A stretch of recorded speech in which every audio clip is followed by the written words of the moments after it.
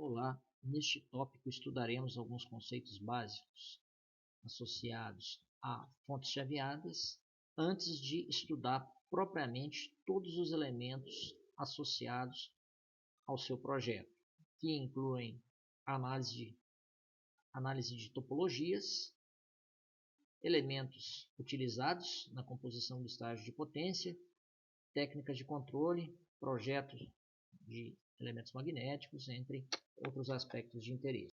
Primeiramente, vamos lembrar o que é uma fonte linear, que nada mais é do que uma fonte que não emprega interruptores controlados, é composta por uma fonte de tensão CA, cujo valor eficaz da tensão de entrada é de 127 ou 220 volts no Brasil, frequência de 50 ou 60 Hz, dependendo da região do mundo, um transformador de baixa frequência, necessário para reduzir a tensão de entrada a níveis compatíveis com a tensão reversa de uma fonte retificadora, que visa fornecer uma tensão CC, mas apresenta uma alta ondulação que deve ser atenuada por um filtro,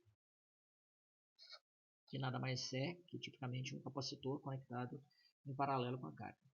Como a carga e a descarga desse capacitor depende do valor eficaz da tensão de entrada, normalmente se emprega também um regulador linear para manter a tensão de saída constante frente a variações tanto da carga quanto da tensão de entrada.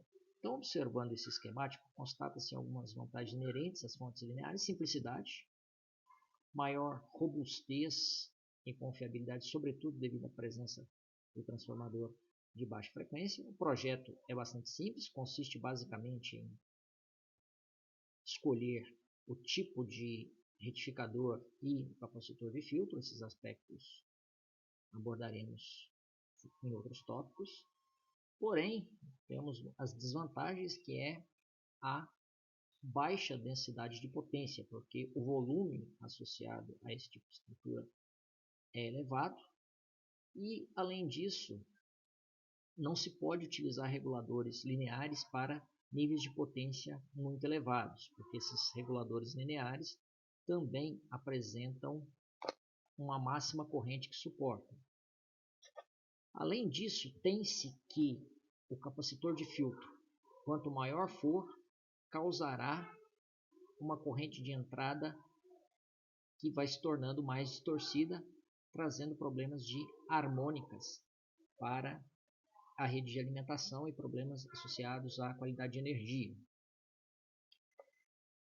Pode-se dizer que as fontes lineares são basicamente aplicadas em situações nas quais a carga apresenta baixa potência, e muitas vezes essas fontes lineares consistem em fontes auxiliares para equipamentos que empregam fontes chaveadas, como por exemplo para a alimentação de circuitos integrados e elementos associados ao estágio de controle. Nós veremos esses tópicos mais adiante.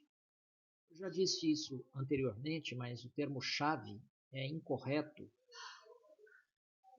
em português, porque quando se procura o significado da palavra no dicionário, entende-se chave como um elemento capaz de trancar ou destrancar uma porta, uma fechadura ou algo semelhante. Porém, em inglês, esse termo corresponde a switch, que é mudar, trocar. Então, a tradução mais adequada seria de interruptor. As chamadas, então, fontes chaveadas, sendo que esse termo se tornou popular, é difícil falar em fonte comutada, substituindo então essa terminologia, então vamos adotar a terminologia convencional nesse curso. São baseadas na utilização de interruptores controlados, via de regra transistores, que operam não na região ativa, mas sim na região de corte e saturação, nos estados de condução e bloqueio, ou aberto, fechado, vamos dizer assim, entre aspas. Então, o desenvolvimento de fontes chaveadas foi motivado sobretudo pela corrida aeroespacial na década de 60, durante a Guerra Fria, em que Estados Unidos e União Soviética enviavam missões espaciais, tripuladas ou mesmo não tripuladas, e era necessário reduzir as dimensões das fontes de alimentação para os equipamentos utilizados no interior da espaçonave. Então, nós sabemos que aumentando a frequência de operação dos elementos semicondutores e magnéticos, conseguimos, então, reduzir o tamanho dos elementos de filtro e, dessa forma, conseguir uma maior densidade de potência. Hoje em dia, temos fontes chaveadas na mais variada forma e potência em diversas aplicações práticas. Por exemplo, microcomputadores, sistemas de telecomunicação de uma forma geral, ou qualquer tipo de equipamento eletrônico que tenhamos em mãos, sobretudo os celulares e smartphones, que são bastante presentes em nosso cotidiano. Temos diversas vantagens associadas às fontes chaveadas, entre elas o aumento da densidade de potência com maior rendimento. Lembrando que reguladores lineares usados nas fontes lineares são dissipativos. Uma vez que operam à base de sistemas de controle em malha fechada, é possível obter uma maior capacidade de regulação, desde que os controladores sejam adequadamente projetados, e além disso, existe a possibilidade de se obter a correção de fator de potência de entrada, sendo que esse tópico é abordado na unidade curricular de retificadores de alto fator de potência. Então, podemos ter uma associação de um estágio CACC, que fornece uma tensão de saída regulada, para um estágio CCCC, que, via de regra, pode ser um conversor isolado. Porém, como operam à base de controladores que são projetados em torno de uma região de operação específica, a resposta dinâmica dessas fontes chaveadas pode ser mais lenta. Nós temos, então, presença de ondulação de alta frequência nas grandezas associadas à operação das fontes chaveadas e, como se sabe, a operação em alta frequência gera interferência eletromagnética e problemas de compatibilidade eletromagnética relacionadas a uma série de normas específicas que o equipamento deve atender. Trata-se então de um sistema também menos robusto que a fonte linear, sobretudo nos casos em que se empregam transformadores de alta frequência, sendo que o ferrite é o material mais empregado e apresenta uma resistência mecânica bem menor do que o aço silício do transformador de baixa frequência. Então, trata-se de um sistema mais complexo que uma fonte linear convencional. No âmbito da eletrônica de potência, temos possibilidade de melhoria de projeto de fontes chaveadas nos mais diversos âmbitos, em termos de novas topologias, novas técnicas de controle e modulação.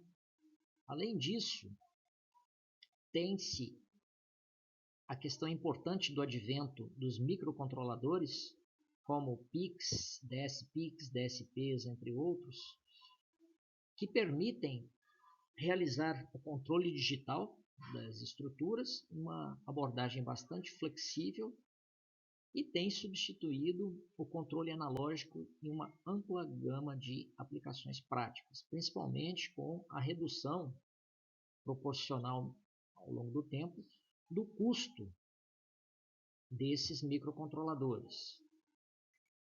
Vamos apresentar um breve histórico associado ao desenvolvimento da tecnologia de semicondutores. Então, começando pela década de 70, em que foi proposto o transistor bipolar de potência, mas, como foi discutido em outras unidades curriculares, principalmente na teoria básica de eletrônica de potência, dispositivos capazes de operar em altíssimas frequências têm capacidade de processamento de potência limitada, sobretudo por causa das perdas por comutação. Então, o transistor bipolar de potência precisa de uma elevada corrente de base para fornecer uma corrente de coletor elevada também, e isso torna dissipativo. Dessa forma, a máxima frequência que esse tipo de elemento pode operar é limitada. Na década de 80 foi introduzido o MOSFET, capaz de operar em frequências maiores, mas em potências bem menores que o transistor bipolar. E além disso, o diodo ultra rápido, que possui baixos tempos de recuperação reversa, da ordem de algumas dezenas de nanosegundos, e permite obter frequências de operação de dezenas de kHz facilmente. Depois, na década de 90, foram propostos os conversores com comutação suave, que permitiam obter redução das perdas por comutação, aumento da densidade de potência, mas ao custo de maior complexidade. Atualmente nós temos a tecnologia de dispositivos à base de nitreto de galho, que permite a operação em frequências da ordem de megahertz. Um exemplo é este link fornecido no slide, em que os pesquisadores do CPES, Center for Power Electronics and Systems, do Virginia Tech, nos Estados Unidos, reportam o desenvolvimento de um conversor estático com rendimento de 99% e elevada densidade de potência em comparação com o estado da arte atual. Temos aqui um diagrama de blocos genérico representativo de uma fonte chaveada. Via de regra, trata-se de um sistema que opera na condição de malha fechada. Então, temos na entrada uma fonte de tensão senoidal, CA, frequência de 50 a 60 Hz. Essa tensão precisa ser retificada, muitas vezes sendo necessário utilizar filtros na entrada para reduzir problemas associados à interferência eletromagnética.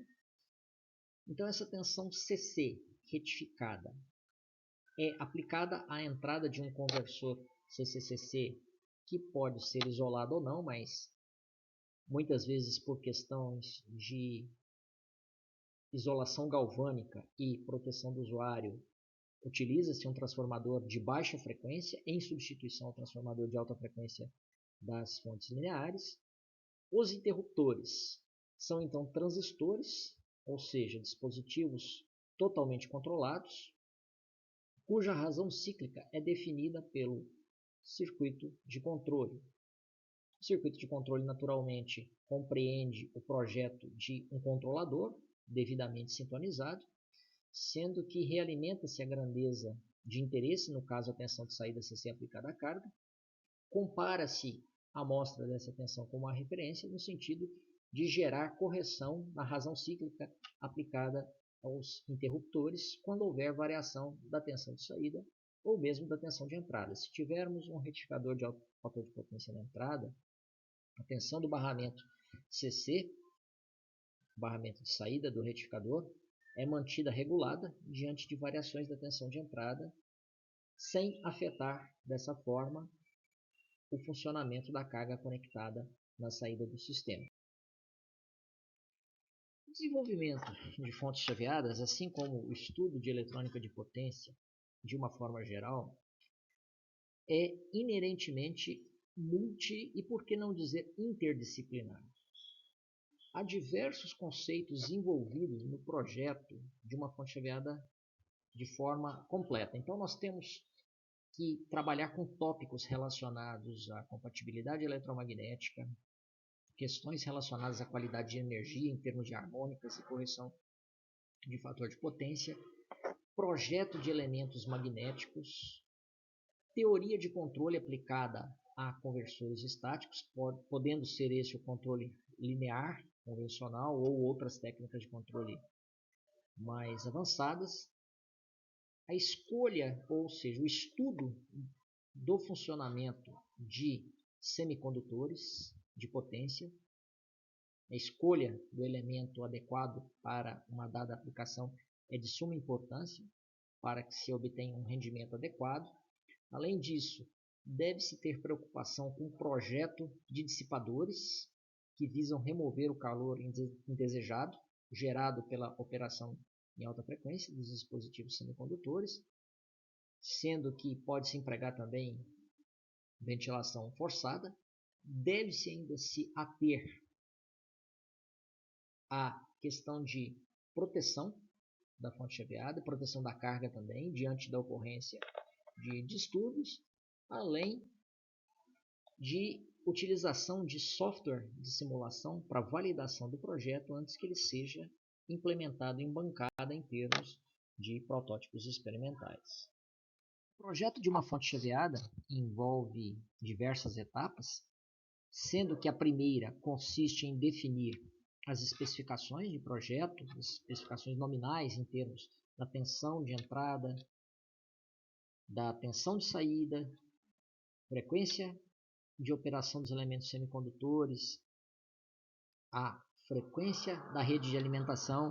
Lembrar também que a tensão da rede de alimentação varia ao longo do dia e ela pode ser tão baixa quanto 80 volts eficaz e tão alta quanto 270 volts eficaz, considerando diversos países do mundo que apresentam valores nominais da tensão da rede diferentes.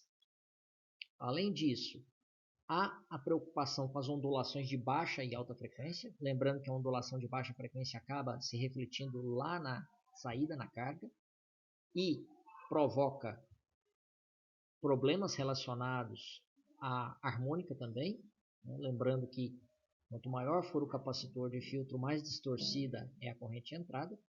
Além disso, deve-se especificar o tempo de hold-up, ou tempo de manutenção da fonte chaveada, ou seja, essa fonte deve ser capaz de manter a carga suprida por alguns ciclos da tensão da rede quando a rede estiver ausente. Então, se houver um distúrbio de curta duração, em que a carga, ou seja, em que a fonte fique desconectada da rede, ou seja, em instantes em que essa tensão de entrada seja nula, o capacitor deve ser grande o suficiente para manter essa carga alimentada durante alguns ciclos. Claro que essa situação não pode perdurar por vários segundos, do contrário, a fonte deixará de funcionar e, além disso, devemos nos preocupar com a questão do tamanho do capacitor. Outro ponto importante é o fato de que esse capacitor não pode ser infinitamente grande, porque ele afetará tanto o custo quanto também a dinâmica de funcionamento da fonte chaveada em si. Então, também temos que projetar o sistema de proteção da fonte, visando preservar os elementos semicondutores, a carga e também garantir segurança ao usuário do equipamento. A resposta dinâmica da fonte chaveada deve ser adequada de acordo com a aplicação. Então, o projeto do sistema de controle deve ser feito de forma adequada. E, além disso, deve-se contemplar diversos aspectos relacionados às mais variadas normas internacionais associadas à compatibilidade eletromagnética e harmônicas, algumas das quais estudamos durante a análise de retificadores de alto fator de potência. Uma vez definidas as especificações de operação do conversor, deve-se escolher o tipo de topologia, se é um conversor isolado ou não isolado, um conversor forward, um conversor flyback, um conversor meia ponte, ponte completa, assim por diante. Definir a frequência de comutação, garantindo que as perdas por comutação não sejam elevadas. A escolha do tipo de interruptor, dependendo se a aplicação é para altas frequências ou para altas potências. Definir como será o circuito de disparo do interruptor, se a topologia demanda a utilização de circuito de comando isolado ou não. No terceiro estágio, deve-se ater ao projeto do estágio de entrada, ou seja, do retificador, seja ele um retificador não controlado, sem correção de fator de potência ou com correção de fator de potência, além de se limitar a corrente durante a partida. Lembrando que na entrada emprega-se normalmente um retificador com filtro capacitivo e essa capacitância de filtro normalmente apresenta elevado valor. Então, quando não está carregado, esse capacitor drena uma elevada corrente durante a partida, que pode levar à danificação dos elementos semicondutores, caso não haja essa questão da limitação da corrente de carga e também um sistema de proteção adequado. Depois parte-se ao projeto do conversor em si, calculando os valores dos elementos de filtro e também os esforços de tensão e corrente nos semicondutores.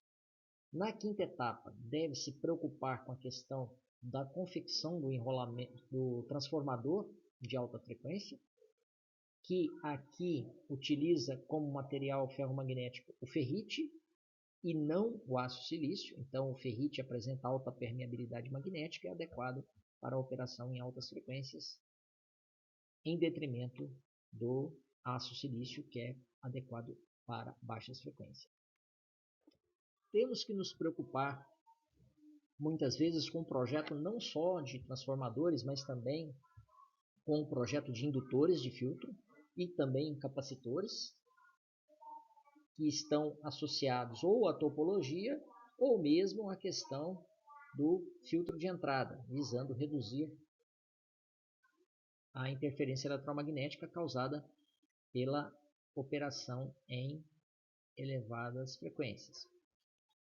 É fundamental definir o circuito de acionamento do elemento semicondutor e também o tipo de acionamento que se vai empregar em termos de um CI analógico ou um microcontrolador. Projetar o circuito de controle em malha fechada depende estritamente de uma sintonia adequada dos controladores empregados, e isso requer, naturalmente, conhecer conceitos relacionados à teoria de controle, seja o controle clássico ou seja o controle mais avançado. Por fim, devemos garantir que a fonte chaveada apresente um sistema de proteção adequado, visando não só proteger a carga e os elementos da fonte em si, os semicondutores, os elementos de filtro, entre outros, como também o usuário, de forma que o equipamento seja seguro para a sua utilização em aplicações práticas. Muitos desses CIs empregados em fontes chaveadas apresentam tensões de entrada baixas, né, da ordem de 5 volts, 12 volts, 15 volts e assim por diante, e por vezes empregam-se fontes lineares para atuar como fontes auxiliares e alimentação do circuito de controle, ou até mesmo outras topologias de fontes chaveadas, como é o caso do conversor flyback, que é adequado para baixas potências e pode fornecer diversas saídas isoladas, como veremos mais adiante. E, além disso, devemos projetar o filtro de EMI, visando minimizar problemas relacionados à compatibilidade eletromagnética.